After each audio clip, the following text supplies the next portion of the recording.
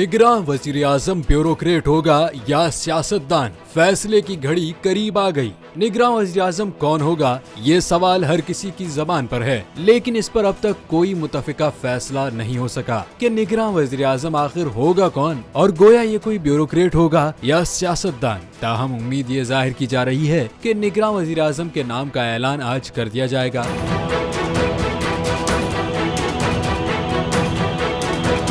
ज़राए के मुताबिक निगरां वज़ीर आज़म की दौड़ में एक ब्यूरोक्रेट का नाम भी सर फहरिस्त है, जबकि हफीज शेख को भी अहम ओहदा मिलने का इम्कान है। दूसरी जानिब आज इत्तेहादी हुकूमत का आखिरी दिन है। वज़ीर आज़म शहबाज शरीफ कौमी असम्बली तहलील करने की समरी सदर डॉक्टर आरिफ अलवी को भेज देंगे, जिसके बाद शहबाज शरीफ और अपोजिशन लीडर बाहमी मुशावरत के बाद निगरां वज़ीर आज़म का ऐलान करेंगे, और अगर इत्तेफाक न हो सका तो मामला पार्लिमानी कमेटी को भेजा जाएगा, जो स्पीकर कौमी असम्बली कायम करेंगे। पार्लिमानी कमेटी के पास निगरां वज़ीर आज़म के तकर्रुर के लिए 3 दिन होंगे। अगर पार्लिमानी कमेटी भी फैसला न कर पाई तो मामला इलेक्शन कमीशन के पास जाएगा, जो 2 दिन में वज़ीर आज़म का तकर्रुर करेगा। कौमी असम्बली तहरीर होने के 8 दिन में निगरां वज़ीर आज़म का अमल मुकम्मल करना होगा। ताहम निगरां वज़ीर आज़म के तकर्रुर तक शहबाज शरीफ ही वज़ीर आज़म होंगे।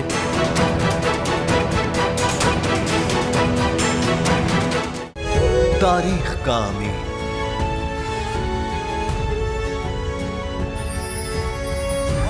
आजादी की अलामत,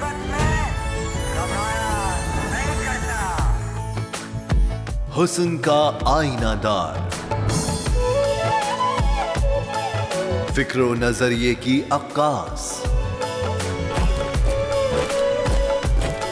सरफराजी का गवाह, यानी हम सबका निगहबान पाकिस्तान।